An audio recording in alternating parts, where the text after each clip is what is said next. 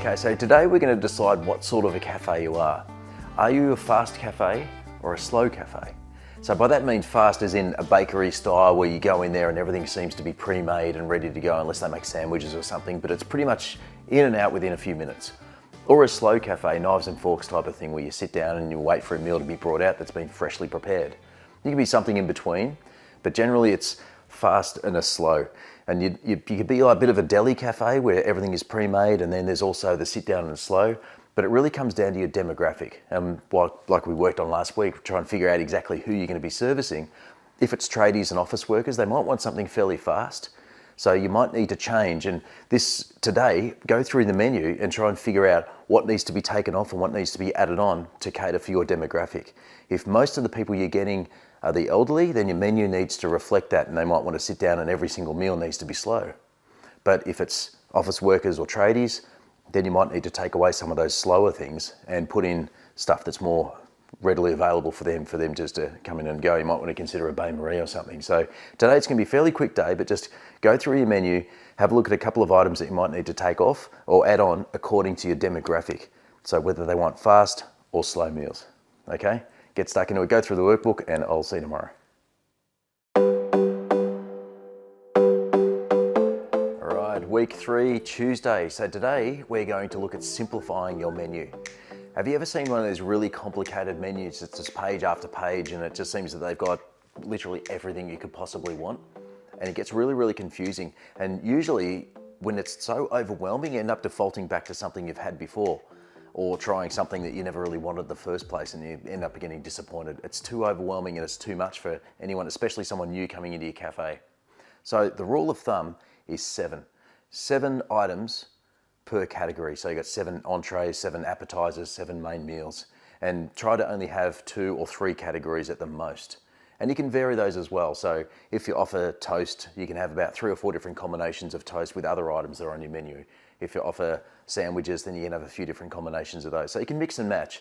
And menu items of about 7, they can be expanded out to 20 or 30 once you start mixing and matching different combinations. But at first glance, it'll look like you've got a very small, set, simple, not complicated sort of a menu. So if you've got more than 7 items, see what you can start looking at reducing on that menu and look at trying to less complicated, especially for people coming in for the first time.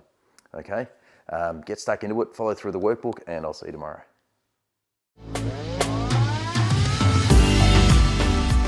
All right, week 3, Wednesday. Today, we're going to focus in on your menu even further. We're going to draw down your menu so it's a very specific type of food that you're serving.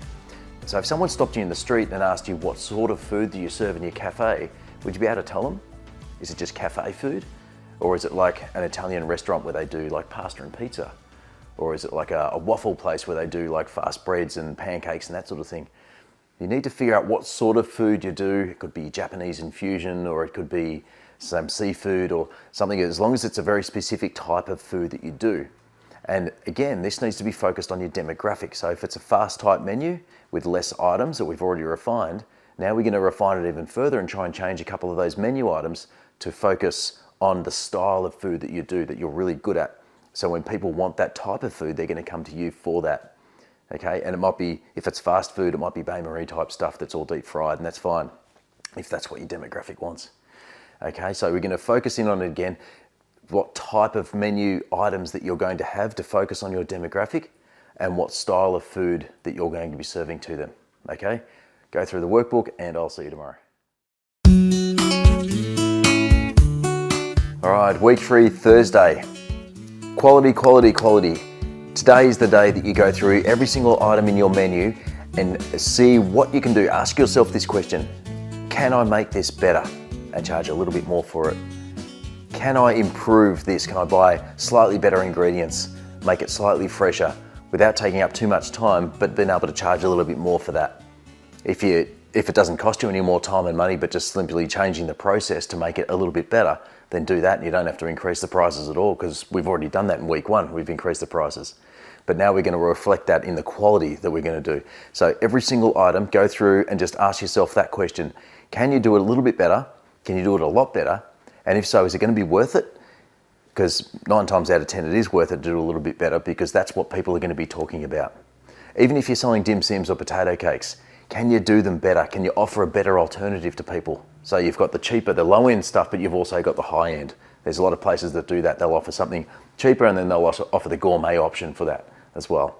So offer something high end as well as the low end if that's what your demographic wants.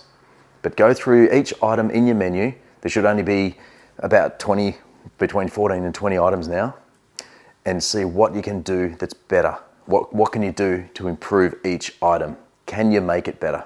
Okay, I'll see you tomorrow.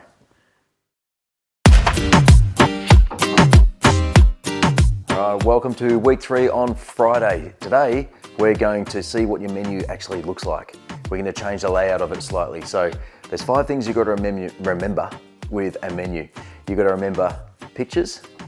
Second thing is pictures. The third thing is pictures. The fourth thing is the layout.